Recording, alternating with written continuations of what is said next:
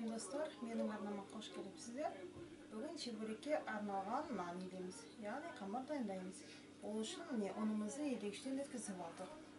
Оған 300 мл суды құямыз.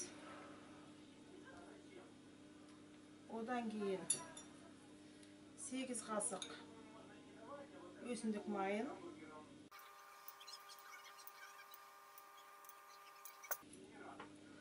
1 шай қасық қант, 2 шымшым тұз, 1 ас қасық коньяк немесе арақ құямыз. Екеуінің қайсысы бар, соның біреуін құямыз. Енді нанды илейміз ақырындап.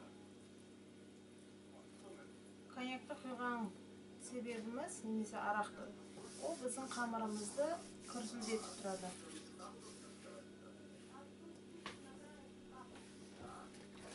Нан бұлай иленіп жатыр.